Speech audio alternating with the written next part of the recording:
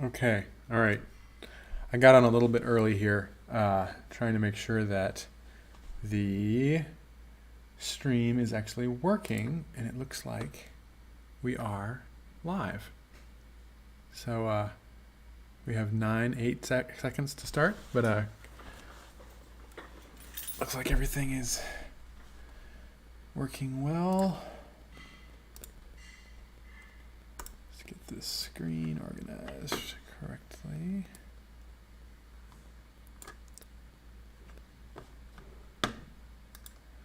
All right. Well, hello and welcome to another Ramblestream. I believe this would be episode 6. This is a less formal live stream. Not that any of our live streams are especially formal, but this is an especially not formal one where we all drink beverages. So I'm going to be there you go. I've got an oldie but a goodie. Miller High Life. They have Grant, our operations manager and marketing guru, is a big fan of Miller High Life's TV commercials from the, I guess what that be as the 80s. But anyway, yeah, if the sound is good, let me know if there's any issues. If everything's coming through okay. I'm going to assume if nobody complains that it's all working well. But anyway, I'll start off with a cheers here to anybody who's coming on in. Tell us, as always, what are you sipping on, if anything? If you're sipping on water, that's fine too. But it's a beautiful Derby coronation weekend. I did have a mint julep a little earlier today, so forgive me if I'm extra rambling. It was very strong. I'll wash it down with something mild, like a High Life. But anyway, we got Howard's on. Hello, Howard. Howard from Santa Cruz, California. What time is it there? Is it earlier or later? Later. Yeah, later, right? You tell me. Let's see if we have anybody else on watching. Richard, Lucy, cheers from Boston. So we have both oceans. Weather is great here. Yes, the weather here in Indiana has been phenomenal this weekend. I was sitting in my garage drinking my mint julep actually, and I heard the buzz of two Januses go by, and then Charlie and Brent just came in the shop. They're putting a new tire on Charlie's bike. So there, if you hear any air compressors or cussing in the background, it's probably Charlie. 4:02. Okay, so it's earlier in California. There you go. I should know that. Yeah, everybody was out riding. I just rode here. I haven't gotten much riding done this weekend. I took my whole family. We all went down to Indianapolis, or just north of Indianapolis, and my youngest daughter, Lottie, had a soccer tournament, a very big one. So she was in 3 games, won the first, lost the second 2, but they played really well. So that was fun to watch. But it was actually pretty chilly yesterday on the field. It was supposed to be the warmer of the 2 days, and then thunderstorm this morning, and then this afternoon has just been lovely. We drove back, got hot dogs at a drive-in in Peru, Indiana, which was really cool. That was really nice. So it felt very much like an Indiana spring Sunday afternoon. So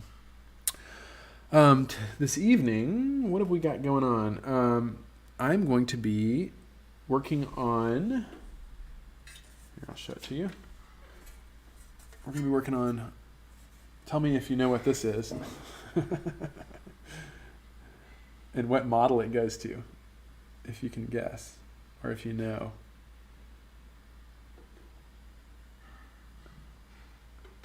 This is a chain guard for a 450, Halcyon 450. So it has, this is honestly, yeah, Richard says chain guard. Gary Smith is from East Lansing. Hey, Gary. got your email today. I'll get back to you. And Jeepman Dan says, ahoy there. Great. Getting to know these names. It's awesome. Jeepman Dan's on every single one. It's great. Many of you all are, actually. 450 chain guard. Yes, this is a 450 chain guard. So I don't know if many of you all have 450s. Well, I know that some of you do. But by the way, if I'm looking over here when I'm doing this, it's because I can see the screen. It shows me what's in frame or not. That's why I'm looking over there. But I'll try and look at the camera. If you have a 450, you may know that we've been through a lot of... the chain guards are basically the bane of my existence. They are always too heavy. They always vibrate, and they always break. So actually, I would say if you had a 50cc, you might remember some of the early 50cc's had a issue, which we tried to fix on everybody's bike, basically trying to limit vibration and stress risers and things that can make it crack. And on the 250, we had the same thing, went through several different generations to really nail it. And so when we approached the 450, we took a lot of care to make sure that it wouldn't vibrate. And guess what? It did, and it had some issues. So we've sent a lot of customers some updates on those, which is kind of the Janus way. Just if we notice something, we will take care of you. So if you still have any issues with your chain guard, let me know. I will throw a temper tantrum and make sure that you get figured out. Oh, what is that? Gary says, so if I get a new 450 chain guard, will the shop re-sign it for me? Yes, of course we will. Of course we will. This is actually, these chain guards, they turn out to be very complicated parts. So I don't know if I can show you this, but it has all these reliefs in it. Turn it around the right way. This one is for the passenger peg at the front here. The passenger peg comes up through here, and because this is moving with the rear wheel. This is for the rear transom. Part of the upper leg of the transom comes through here. And then it has a lot of different, the way things are welded, we've really improved to try and limit the potential for things breaking. So we use big flat pieces of steel with a lot of weld on it. Also at the back of this is really there's a lot of welding that goes into these guys. A lot of design and thought. And we've, since the original version, we've come out with these are mounted in, let's see, 4 locations. So they're really solid, and so they don't get the chance to vibrate as much. But anyway, that is that. But the last part of the chain guard, one of the things that many of you, if you have a 450, will know about already, is that because we went with this very unique rear suspension design, we have to fit the chain through all these. It's very complicated to get what we did. It took a lot of work, and the chain can make contact with various parts of the bike, which obviously is not good. The earliest ones have a lower chain guard, so basically it's a slider. Most motorcycles, your dirt bikes, actually your sport bikes have them. It just keeps the chain from making direct contact with the swing arm, which, like my KLR, same thing. But it's a little different on this bike, and we first we had some that made a loud noise when you did it, so we had to lengthen it to spread out the load, and then we realized that it was actually making contact at the top as well. So it was when it would hit up, it could actually hit the inside of your chain guard. And so we now install, I should actually, let me real quick grab one for you so you can see what it looks like. 1 minute, it's right behind me.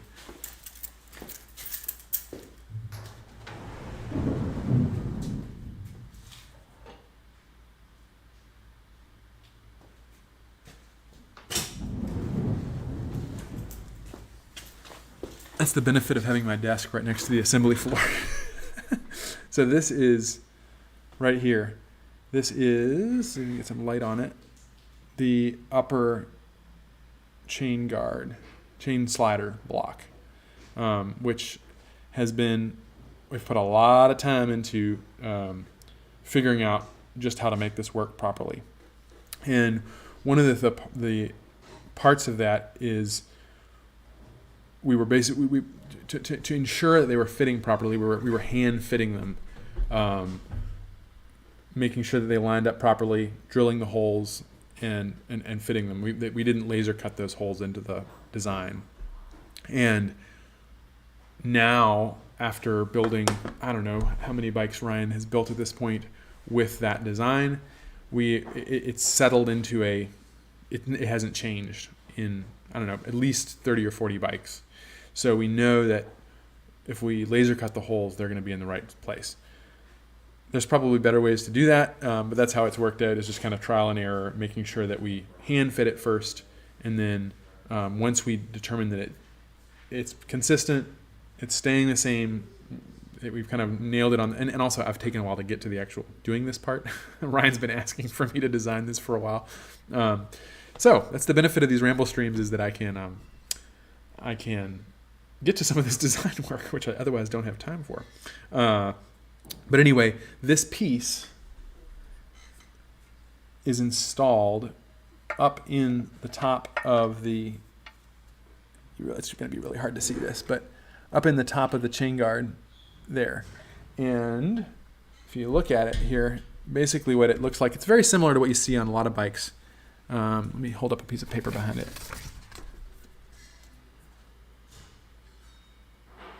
It has I'm not going to be able to show you that, but well, you can kind of see it has a little tooth on the bottom. And then basically what that does is the chain lines up with that, and the rollers, not the links, can make contact with that.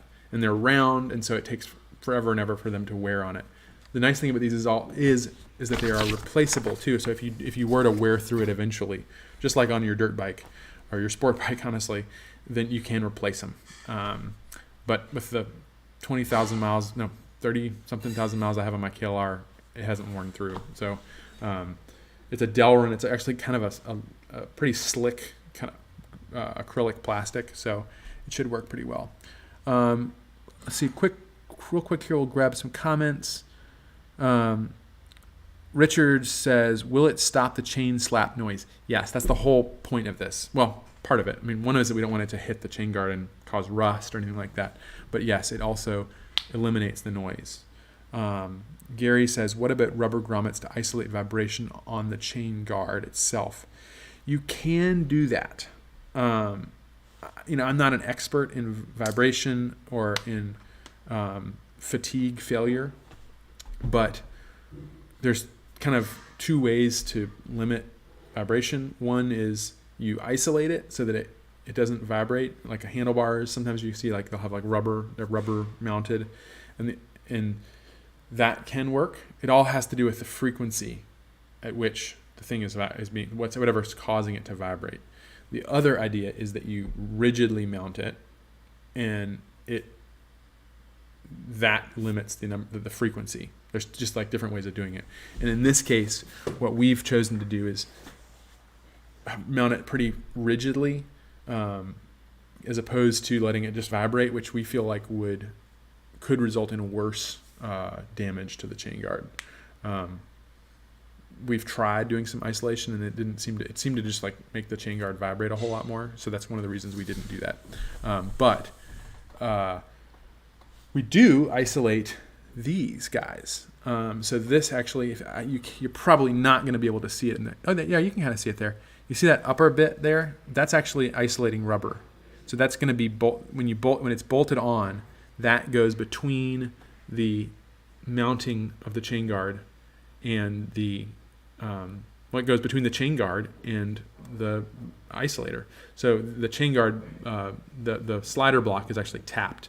So the screws just go straight in there, tightens down, it's ready to go. Richard says, if I understand right, I order the complete chain guard and it will have it installed in it. You can do that, or we have a really handy dandy kit that you can just drill it out yourself. It sounds like it makes it more difficult, but you can. Charlie's come up with a really slick way to just, without having to reinstall the whole thing, add these just by drilling it, which is actually what we do until I make this design change, is what we do on every single bike. Ryan has been fitting it using Charlie's method, and then drilling out these 2 holes. So what I'm doing is we're going to be making this permanent now. That said, I don't know the numbers on bikes, like which was the first bike that got it from us standard this way, but we tried to come out with it as early as possible. If you have a bike, Richard, for example, that doesn't have this, get a hold of us. We will absolutely figure out whether a new chain guard is necessary or if just this simple fix will be a better option for you and easier to install. So we can absolutely take care of that. No problem. By the way, post up what you're drinking, folks, if anything. If you weren't here at the beginning of the stream, I am drinking the gold standard here, Miller High Life.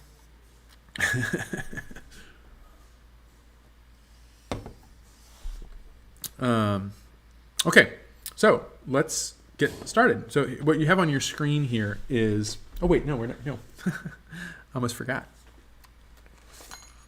We're going to go back to Richard Wilbur real quick first. My favorite poet. This is a short one. This is actually one that I have I always feel like I have a personal connection with. When my undergrad, which is a literature degree at a liberal arts school, so everybody was basically just humanities. Awesome little small school in New England, just about an hour north. Who is it? Richard? He's from Boston, but an hour north from you in Merrimack, Nashua, New Hampshire. Technically, we're in Merrimack, so about an hour north of Boston. A wonderful school. Had so much fun living up there in New England. I love that part of the country. But for our sophomore spring semester, everybody went to Rome. It wasn't even an option, and we had a great literature teacher, and he would assign people a Wilbur poem. He's kind of the guy who did Wilbur, and Wilbur spent a lot of time in Rome. He would assign you a poem kind of based on your personality. I don't know what that means, but this is the one that he assigned me, and I had to do a presentation on it. It's called Marginalia, and Marginalia is in a book. You may already know this, but in a book, here's some right here. If you write in the margins of a book, that's marginalia. And so that I love to write marginalia, much in large part because I love this poem so much. But I always think you're adding to the book when you add some marginalia. But anyway, this is kind of a pun on it. So we'll just go ahead and get started. Marginalia by Richard Wilbur. Things concentrate at the edges. The pond surface is born to fish and man, and it is spread in textile scum and damask light on which the lily pads are set, and there are also inlaid ruddy twigs, becalmed pine leaves, air baubles, and the chain mail of froth. Descending into sleep, as when the night lift falls past a brilliant floor, we glimpse a sublime decor, and hear perhaps a complete music. But this evades us, as in the night meadows the cricket's million round song dies away from all advances, rising in every distance. Our riches are centrifugal. Men compose daily, unwittingly, their final dreams. And those are our own voices whose remote consummate chorus rides on the whirlpool's rim, past which we flog our sails, toward which we drift, plying our trades in hopes of a good drowning. There you go. All right. Let's go ahead and get started. So here's our actual, this is it. This is the model that we designed the 450 in. So Charlie and I started it, and then Charlie came in about the second year on the 450, and we've put countless hours into this model and the tooling that is built off of it. And this is a big part of a big change we made with the 450 was no longer designing in 2D for one thing, and then also not ensuring that the finished product, in this case the motorcycle, actually matches the model, and really controlling for that by having the tooling also be designed in the model. And that's actually, I'll be heading up to Boston next week with Charlie to the PTC is the parent company of Onshape, which is this design software you see right here. And I'm going to be presenting on how a small company has moved from using Onshape as even smaller than we are now, back in the 50cc days, to being able to design our motorcycle completely in Onshape. That said, it's kind of ironic because this chain guard, some of the tools and the way that the function of Onshape works, we have to kind of adapt a little bit to make it work with how we use it. So we'll get into that a little bit. But yeah. Quickly here, look at these comments. We got plenty of comments. Gary Smith is drinking a Diet Dr. Pepper, as always. Very good, very good. Richard Harpoon Brewer is across the AT from my hotel. Okay. Just visiting B-Town. Jeepman Dan, Neon Beer Hug, IPA from Goose Island. Goose Island's a Chicago brewery. Living, working outside, Box. He says, hello from Central Florida. Hello, how are you? Good to see you here. And Howard says, about the muffler fishtails, how do they affect the sound? They affect it very well. I love the sound of the 250 with the fishtail muffler on there.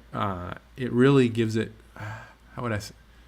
It's hard to describe, and it's hard to record too. You can't really capture it, but it kind of gives it like a burble, I want to say. And when you decelerate, it pops, like kind of like a performance exhaust. I have a Leo Vinci exhaust on my KLR, and it pops really nicely on you close the throttle and it just sounds really good. Probably annoys my neighbors, but the fishtails do a very elegant, crisp kind of pop on deceleration, and it kind of muffle. And honestly, it's probably quieter than the stock exhaust, but it sounds really good. It's definitely an improvement in terms of sound, in my opinion. I can't wait for us to be able to figure out how to get them on the 450. The real limiting factor is that the 450 has less ground clearance, and so we're going to have to come up with some that kick up, more like a kind of classic American fishtail, I think. Maybe we'll be able to design those in a future Ramblestream. Gary says, that is very cool presenting at Onshape. Good luck. Yeah, I'm going to need it. I got to practice my presentation. Got to get my act together. All right. Anyway, there's the chain guard. That's what we're going to be working on. We're going to open it up. Here we are. So I did mention, and I don't want to get into too much like the weeds, but Onshape has this function called sheet metal, and it basically allows you to create a part that looks just like this, and it has it's actually bent. It's not like you don't like carve it out of a solid block. It's made out of a sheet of metal. You can spec out the bend radius, all the aspects, like corner reliefs, all that, so that you can make parts in sheet metal. The only issue is that some of the editing that we do after the fact, it isn't very friendly for that. So that's one of the Onshape has a fantastic system where, because it's online, you can see here on my screen. Actually, I'll move it over a little bit so it's not behind the comments. But there, right here, you can hit this question mark button and contact support here. And if I wanted to, this little screen opens up, and you can type in. You can take a screenshot. You can share the document with them. And there's like 3 guys that I know, all of them, that answer your question, and they'll get back to you usually within a day. Within, like, if you if you message them in the morning, they'll get back to you in the afternoon or maybe the next morning. Sometimes faster than that. But they also have like a request log for like features that you want to have. And I've had like 2 or 3 of the requests. I don't know if there were more people than me, but actually like implemented in the software. So it doesn't have all the features of some of the really big software packs like what's the big one? SolidWorks. But it's constantly getting better, and really at this point it's pretty close to being as good as SolidWorks, but it's also like you can really have a hand in it, and they're very responsive. So obviously I'm going to present at their conference. So anyway, one of the we will be doing some weird stuff in this stream to get around the fact that this feature, the sheet metal feature, doesn't do everything that we want it to. So bear with me on that. And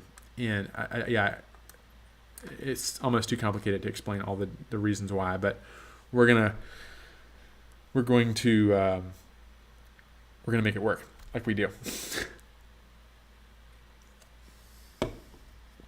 Real quick here, we got some comments. Confetti Yank, howdy, how's ya be? Wait, how be's ya? I be pretty well. How are you?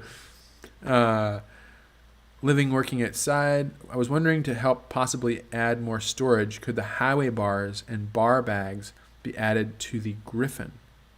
Yeah, absolutely. Yeah, you can do that. Honestly, like the highway bars on the Griffin would be a great addition, especially if you're going off road and if you drop the bike or something, they'd be great. And if you can add those, you can add the highway bags.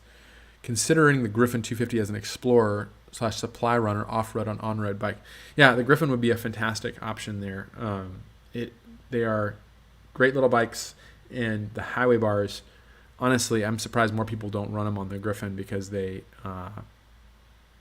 like usually when you see crash bars like that, or often you see them on ADV bikes or dual sports, because like my KLR, I have a full set of crash bars on it and I've used them many times, because if you're riding off-road, you tend to wipe it a little more often. One day I crashed like 5 times on my KLR. Luckily it was all sand and I was fine.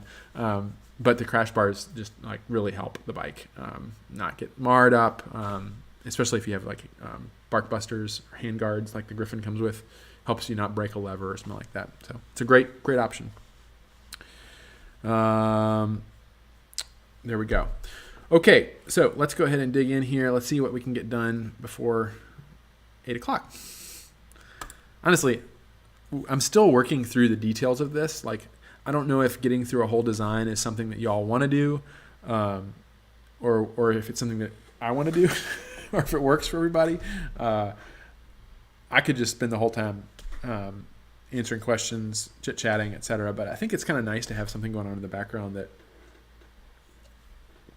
we can talk about, and that where we learn a little bit.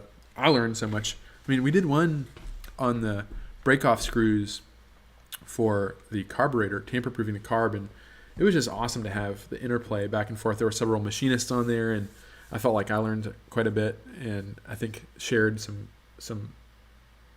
of the ways that we do things. So anyway, we'll go ahead and keep digging into this. So what we're doing, just to be clear here, is we are adding this slider block to the chain guard. In order to do that, there need to be 2 holes. And if you can, I don't know if you can see, there you go. Yeah, there we go. Perfect. There are 2 holes in this that are tapped, and it gets mounted. There we go. Right here to the front of this. So it's on the inside, protecting the chain guard from the chain that's slapping up against it, or it can in extreme situations, like if the chain is really loose. And it just sits inside there, and it needs to be able to be mounted with this pre-installed rubber grommet, or the rubber isolation. It's not a grommet. In between it and the chain guard. So we're going to just basically be creating 2 holes in this chain guard that are laser cut from the get-go, so that Ryan does not have to hand drill those on every single bike, which I think he's probably getting tired of doing. Actually, I know he's getting tired of it. So I did a little homework before this, and I don't know if you can see on the there's some marks there. I used a silver Sharpie right there. I used a silver Sharpie to lay out where we need to do it based on a jig that Ryan uses. So I kind of know roughly where we are, and we're going to go ahead and add that to the model. So to do that, let's just go ahead and get in there. We're going to create a sketch. So we're going to go up here. So I've said this before, but I'll say it real quickly here. Even when you're designing in 3D like this, any program that I'm aware of, you're still designing in a 2D sketch. It's all being done in a sketch because that's how we think. So we're going to select the face of this model for our sketch. So it says sketch plane. So I'm going to select that. And you can kind of see there's sketch 10. It's on the face.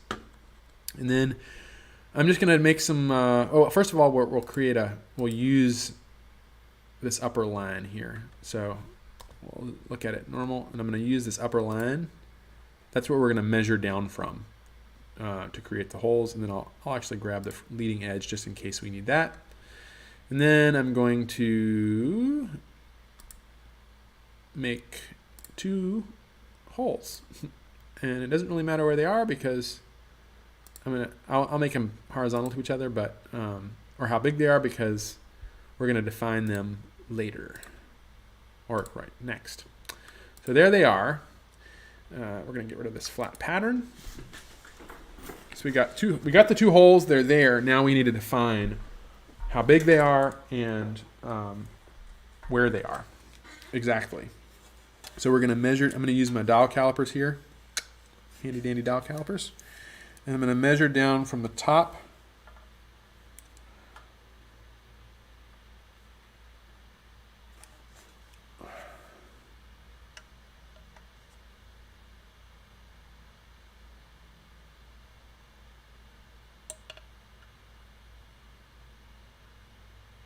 and I did already do this, so I kind of just going to double check.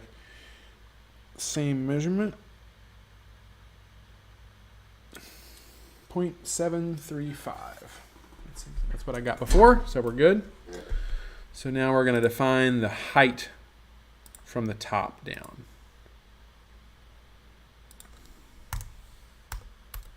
So I just type it in there, and now the height is defined. Now, if you remember if you've seen one of these before, the color means whether it's defined or not. So they're still blue because they have not been fully defined. It's only saying how high they are off the... so let's just say if I were to define the distance on this guy, which we can do, the center is going to be black now because that's defined. But now the size of the circle isn't defined, so it's not... Now that isn't the actual right measurement, so we're going to get rid of that. But kind of get the idea. It keeps...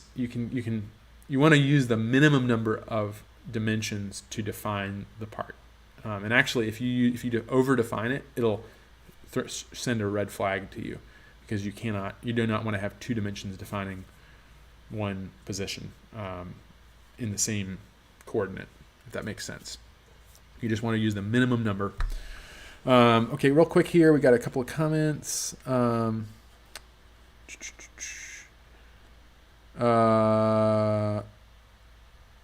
Confed Yank says he bees fairly well. Wish I could do more riding. Got to get my motorbike fixed. Also can use a second motorbike. Very good. I was wondering today, do y'all go to bike rallies and show off your motorbikes or allow test rides at them? We have done a lot of that in the past. It hasn't been very productive for us in recent years, and we've been so understaffed that it's really difficult to stop building the motorcycles to take those kind of breaks. We have done that in the past, and I hope to get back to it soon. But it seems like having either people come here or doing virtual discovery days or talking to people has worked really well in recent years. But we'd love to get out and do more. It just gets really pricey to do all the shows and have staff there and all that kind of stuff. So we'll see. I hope to do more of them. And then every program that I'm aware of, yeah, I see he's commenting on software. And then the sixth Beatle, Abby Cicciatano. I should be able to pronounce Italian. Cicciatano. Tell me how I'm pronouncing that. Right on, right on. Super nice weather going on in Greenhead, Florida. Awesome. Very nice. Okay. We've got the height defined. Let's just go ahead and define the hole size. These are going to be 6 millimeter. Let's double check. 6 millimeter holes, which we honestly in most of these just define as 1/4 inch because it gives us a little wiggle room. And we'll just go ahead and, so one of the things we can do here is, again, minimum number of dimensions. I'm just going to make these two equal. So there's an equal function up here. That way, if I change one of them, if I want to change this to, let's say, whatever that was. If I want to change this to 0.5 at some point, they both scale up. So that's really nice.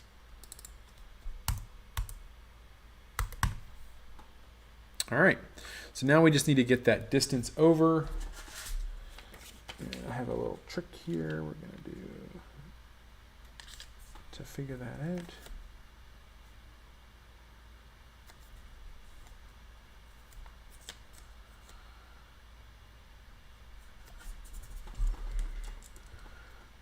I'm just taking a quick measurement here.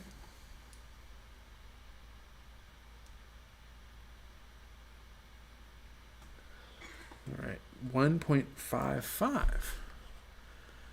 So I'm actually going to draw, to get this measurement, we need to make a line to the leading edge. So we're just going to go, we're going to use a construction line, which means it's a dotted line. I'm not exactly sure why that isn't defined. But, or maybe it's because it isn't. What in the world? Something just, I don't know why that happened. Let's make it. There we go. Oh, I see what's going on. I made these horizontal, and the top of this is not horizontal. So we're going to break that function. We're going to remove the horizontal bit, and I'm actually going to make this parallel with the top. So I want it to line up with the top edge. So to do that, I've got to find the parallel function, which is right here, two little lines. And that made it get weird for some reason. So I'm just actually going to start over again because that is not right.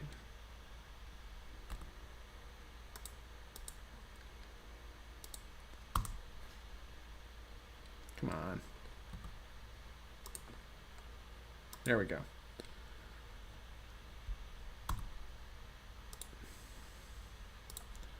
Just redoing this work real quick because I did that wrong. Didn't like me doing that.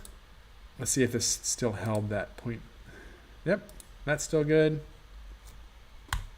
And there we go. Now that horizontal or almost horizontal line is dotted black. So I don't know if you caught that, but I made that line horizontal. I defined it as a horizontal line, and then I tried to define it as parallel with the top, thinking the top was horizontal, and it's not. So it freaked out a little bit. But we figured it out. And now we're going to size these again. It's held the size right, so that's good. We're going to make them equal like we did before. And there we go. So now we're back to where we were. How far to the leading edge? And that's why I drew that line, is so that I can just take one off that line, especially since it is not horizontal. You see that little kick there? That's hard. That could trip you up. That's the horizontal measurement, and this is the measurement along the line. A little bit different. So that's something to keep in mind there. So there we have that. So now I've got that open. I'm going to take a measurement real quick.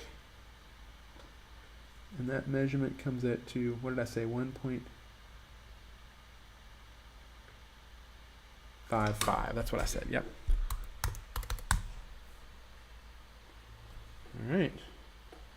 That looks a little close to the leading edge, but we'll see what happens.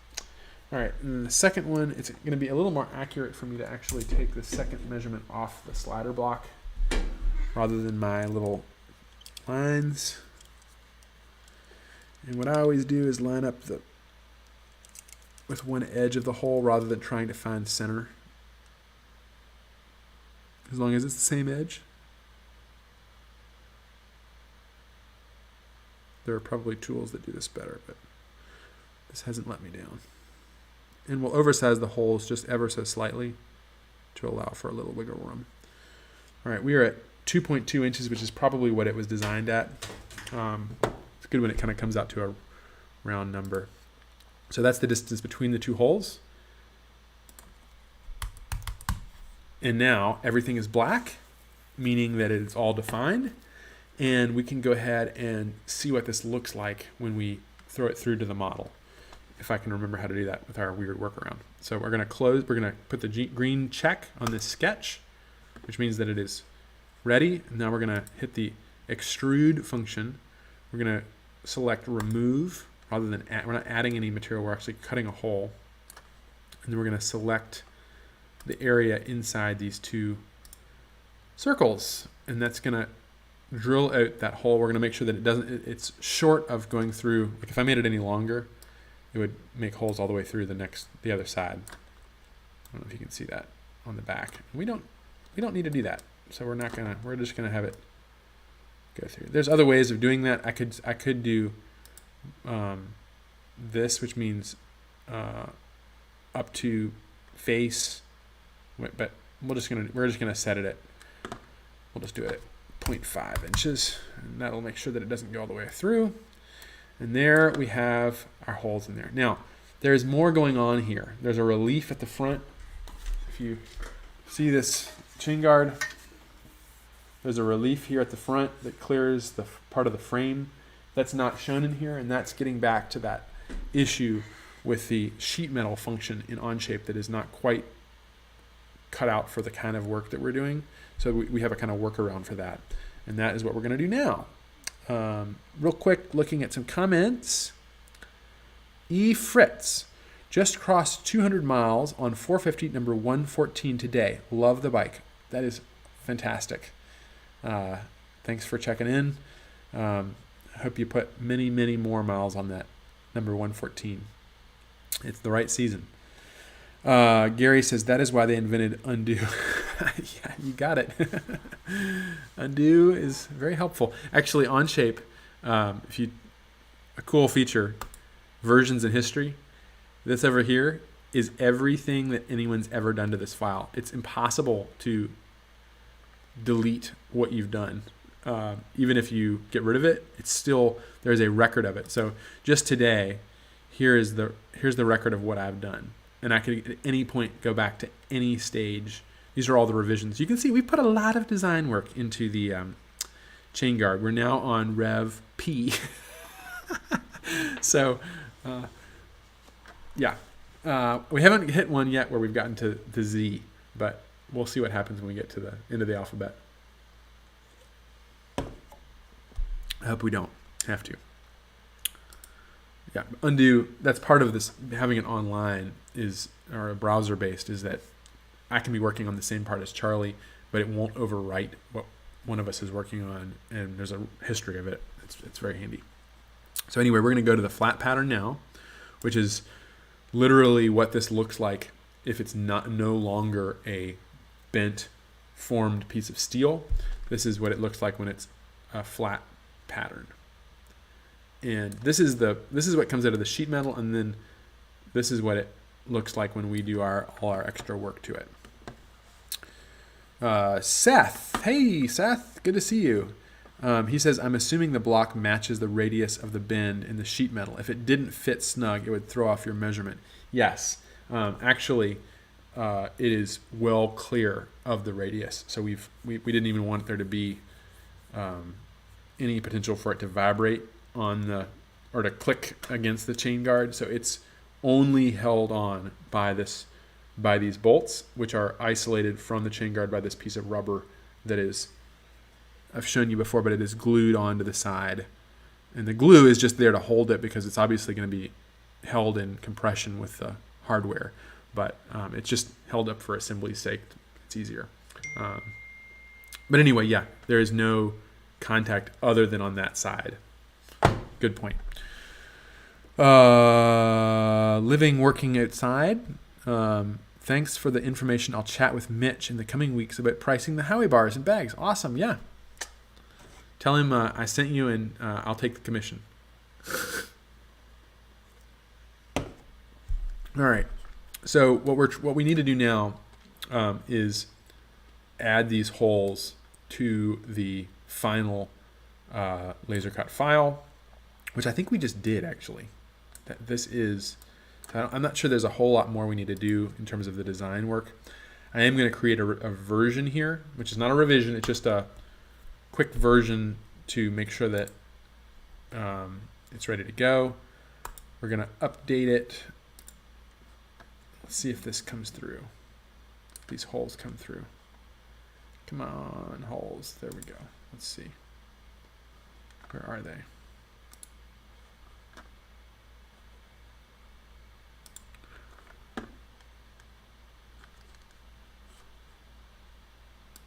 I did do this before. There they are. Okay, they are there. All right. And now, all right, we're gonna go over to. Should be showing up here. Why are they not going through? Oh, I think I do need to do some design work here. So I actually need to add these manually. Yes.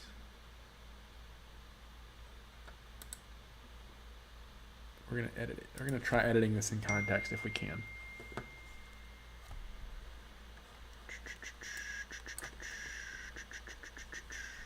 Maybe we don't want to do that.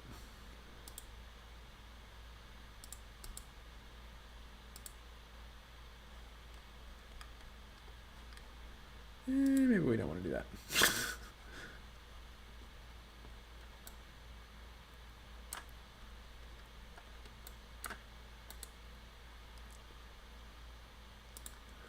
I'll create a new context. Editing in context is a fantastic feature. The problem is if you do too much of it, it can really slow the model down and cause some glitches. But basically what it means is that you can make sketches off of other parts to then on your part make updates. It takes a little bit for the computer to catch up with it. We'll just see how it works.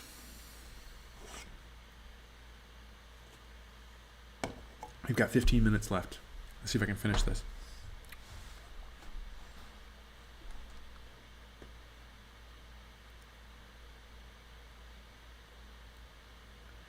Seth says block is D and T or bolted.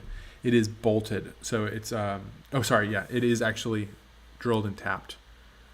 So you just tighten the bolts down and it's done and ready to go. It took me a minute to catch on what you were meaning there. Come on. On shape. You're online. You're being demoed.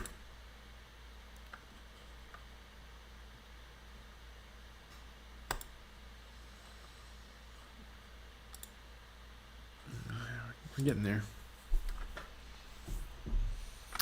Let's see. Any other comments? Anybody else on having anything to drink? Let me know what you're drinking.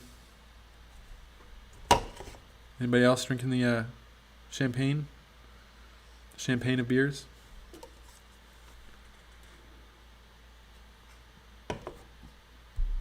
Anybody else do any good rides this weekend? I have not actually gotten much in. All watching soccer.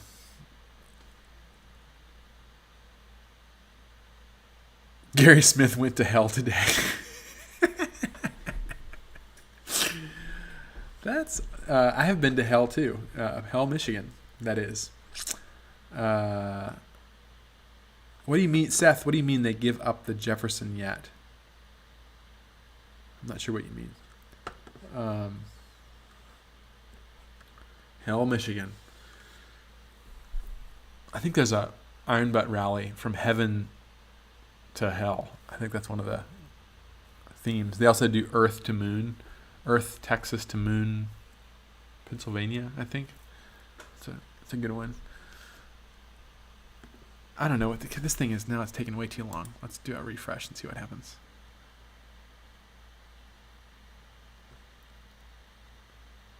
Oh, Seth said Mitch and Tyler have a bottle I sent them as a thanks. They give up the Jefferson yet. I don't know. I haven't had any, so I'll have to ask them. All right. Okay, here we go. We're in the context, I think. Are we in the context? No, we're not. We need to go back. Try it again. Come on. Design in context.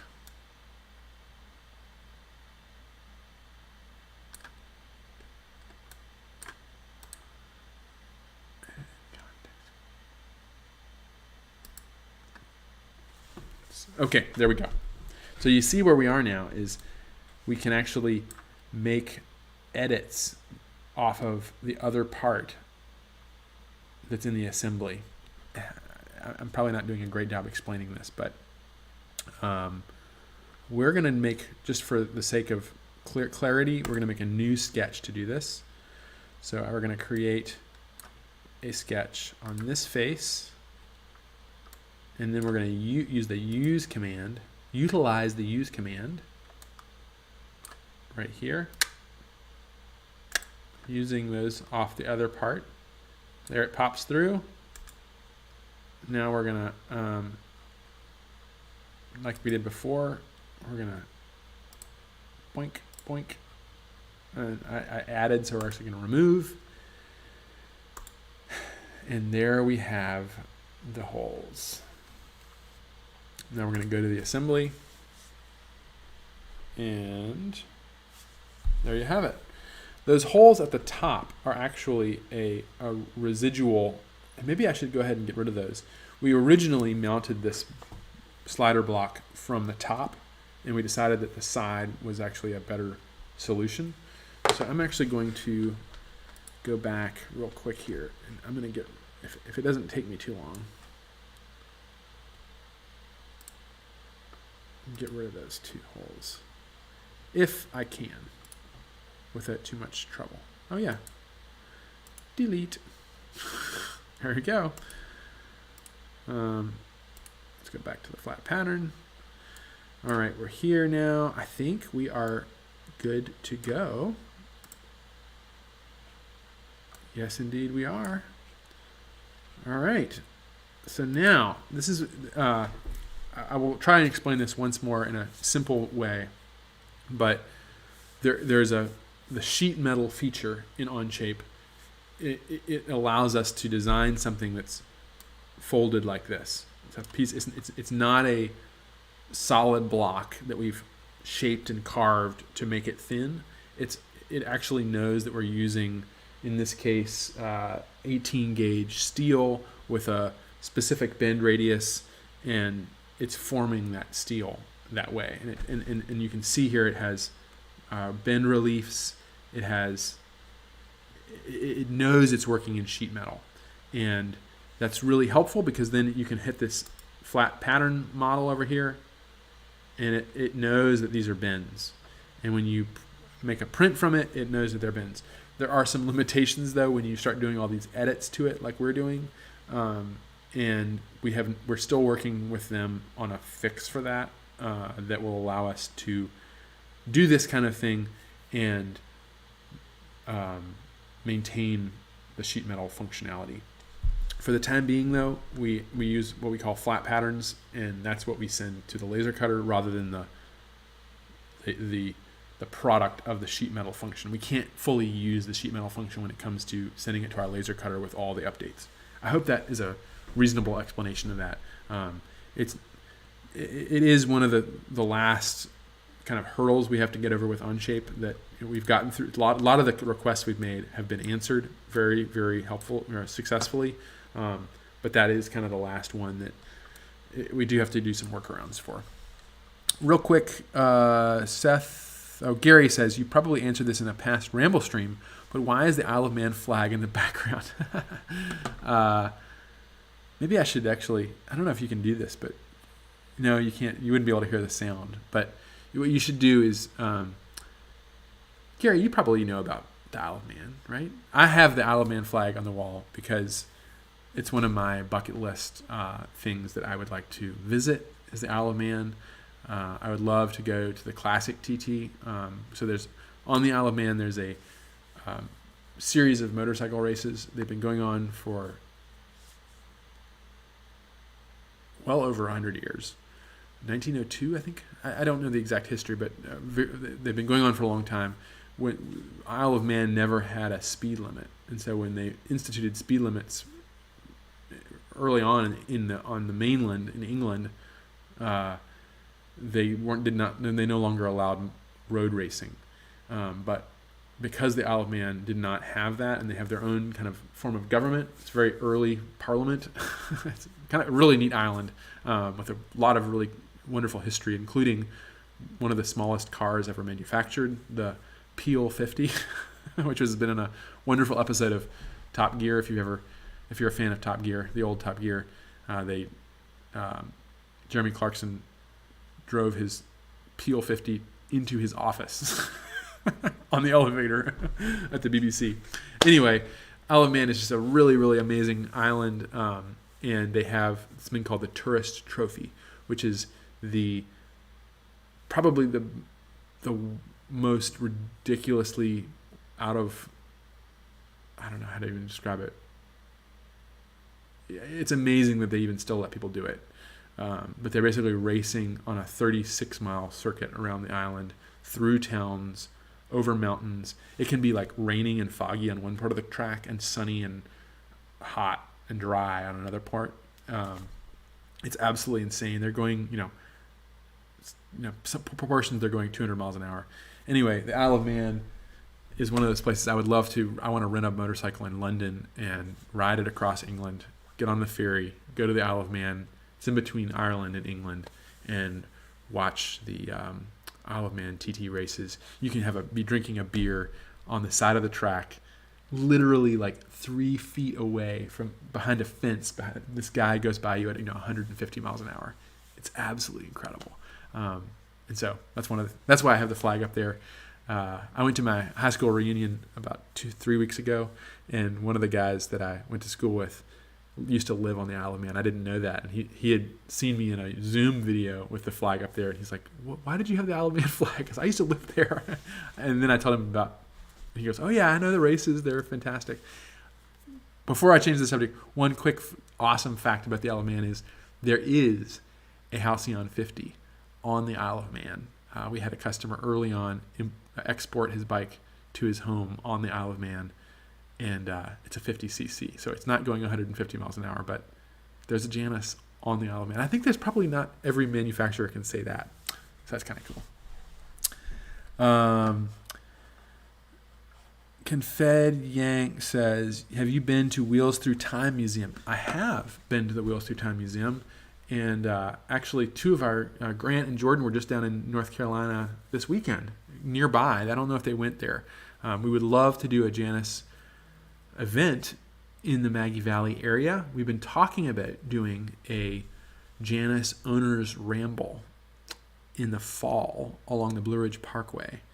And we would probably limit it to like 12 to 15 riders and visit the Wheels Through Time Museum, do some riding, hang out, just have like a long weekend of Janus riding. Maybe have some bikes available for rental, but also let people bring their own bike.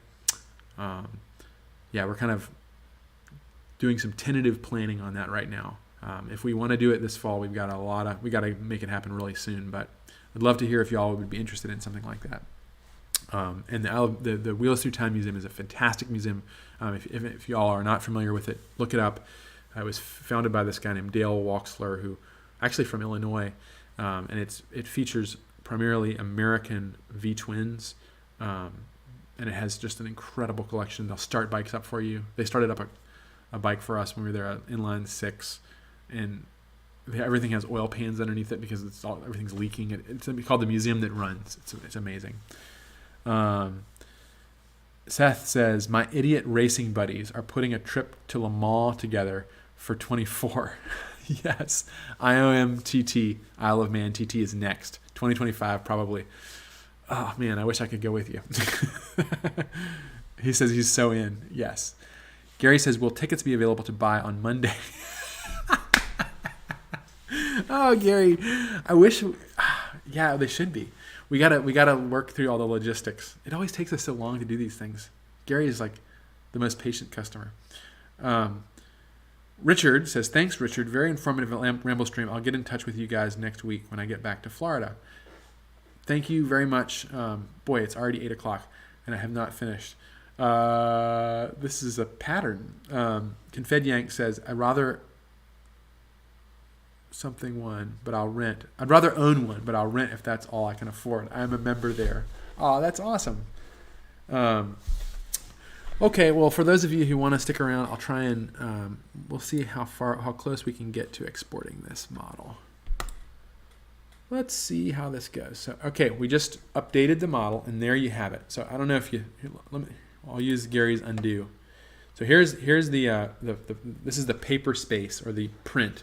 So it's taking the physical model and it's making a print out of it. And so you can see here we have the flat pattern. It has the bend lines all laid out. We've already the workaround has already been instituted behind the scenes. And you see these are the holes that were there before. And the holes that we added are going to be in this kind of rough area. So when I update the print with the new design, it pops through. So there you see now the location where those holes used to be is showing red because they're gone, and it doesn't know what to do. So I'm actually just going to go ahead and delete those guys and all the trappings, and then we're going to add a dimension, and I'm just going to take it off the leading edge. Actually, we're going to show where the center of the hole is with these little cross hatch marks. And I'm going to move this guy up here because it's in the wrong spot. And then we're going to make dimensioning off. First of all, we'll say how far apart they are, 2.2 inches. And then we're going to say how far they are from this leading edge, just so we have some documentation of that. How about right there? How does that look? And this guy's not big enough, so we're going to pull it over here. And then the last thing we'll do is we'll add one more dimension, which is going to show how far it is from this top edge, just so we can document it. Pull it over there, and there we have it. Okay. I think we can call that a success. Oh, one last thing. We'll show how big the holes are.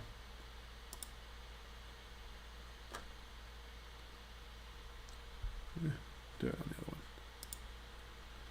one. Last thing. There we go. Pull it out to the side. Okay.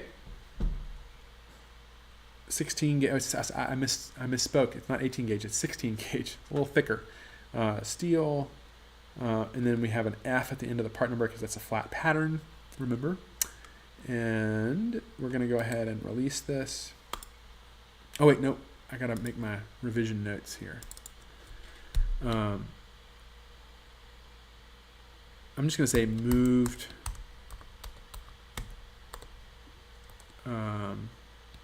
slider block mount holes. How about that? And we are almost done here. I'm going to release this guy. Oh, wait. I'm rushing myself. Let me add a revision call out to those guys. There we go. I don't need to do it to both of them. We're going to release. There are 3 parts here because we have that flat pattern. We have the actual part, we have the drawing, and we have the flat pattern. So I'm going to say rev. What rev is this? R. So we went from P to R. It doesn't use O. It skips it automatically because it can be confused with 0. And we have regeneration errors. So I'm going to have to do some homework to clean that up. But since it's already after 8, I will not bore you all with that process. But we have just taken that part. We've done that whole design, which is great because I don't have to do it tomorrow. Anyway, let's catch up on the last comments and say goodbye here. Seth says, if you want help with a Blue Ridge trip, I'm here. And Tom isn't far either. You know who we've been talking. That's where we were. Grant and Jordan were down visiting Tom this weekend. Tom Neal, if any of y'all are familiar, he's written some awesome blog posts for us. He has a 250, and I believe he has another one on the way. That's going to be a very special one. I'll let him share the news about that one. But yes, absolutely. We have, I don't know if you all know Woody, our amazing repair, delivery, maintenance guru, is kind of taking the lead on the rambles. I do hope that I will be able to make it for that and join everyone. But it will be a lot of fun and a great way to not only ride your Janus, but to meet other Janus owners and to do so in a beautiful location. We also have plans, I hope, next spring to do one. I'd love to do one on Route 66 out southwest, maybe in the Tucson kind of area, somewhere out there. And then it's probably too late now, but I want to do one in my kind of neck of the woods, which is northern Michigan. M22 or M119. If you all are familiar with some of the videos we've done, the Janus feature list video of us riding in the woods on 250s, that's on M119, which is a incredible road up in northern Michigan along the right south of Mackinac City. But I'd love to lead a ride up there as well. So Confed says, buddy of mine rides through the mountains all the time. I'm wanting a motorbike to join him, as I kind of don't want to do that on my Road King. Well, yeah, I mean, the Janus, especially in my mind, the 250 is just like, it's perfect for little narrow, twisty roads because you really can kind of give it the beans, as they say. You can full throttle it and not risk your neck. I mean, you can get in a lot of trouble on a 250, don't get me wrong, but it's just you can use, as I always say, you can just use the full potential of the bike and still want to, I don't know, it's just, and still be going as fast as everybody else. So they're fantastic. About the rallies thing from before, I understand. I would like to see y'all to keep growing and be able to produce more motorbikes. Absolutely. Me too. Thank you. Seth says, Tom and I had lunch last week. Okay. So you know Tom. Awesome. And Gary says, the tunnel of trees. Yes, that is the other name for M119 because the trees are so close to the road. And believe me, you can touch a tree if you're riding on a motorcycle. You don't overshoot your corners or you're going to end up in the woods. And Jeep Man Dan says, up toward Petoskey, Michigan and Harbor Springs, Michigan is beautiful as well. That's exactly where I'm talking about. The tunnel of trees starts in Harbor Springs and goes north. I kind of grew up vacationing in Harbor Springs, and so it's like my childhood. I know that road really, really well. And Confed Yank, if I get to join a Michigan ride, I can drop in and see family. Awesome. Well, folks, I think we're going to call it quits. My wife just sent me a text saying that we're cooking out this evening and dinner is almost ready. So I'm going to get going. It's been a pleasure as always. I just love this awesome comment stream. This is fantastic. So much fun. I really appreciate y'all spending time on here. And I would really encourage you. We're very responsive to suggestions. So if you have a direction you want to see this go or any questions, suggestions, etc., let me know. Send me an email. Most of you should have my email address. If you don't, Richard at Janus Motorcycles. I try and this is kind of like a way to make connections with owners and people who are interested in a bike. So thanks again, and I will catch you. Will there be a live stream next week? We're going to be in Boston. No, there will not be a live stream next, or at least a ramble stream. I will be dropping off a bike at the demo area on Sunday, and then picking up Charlie from the airport in Boston. So I'll catch you all. If not, well, definitely not next week, and possibly the week after, but I'll make a post about it. Thank you very much, and enjoy the rest of your weekend. Catch you later.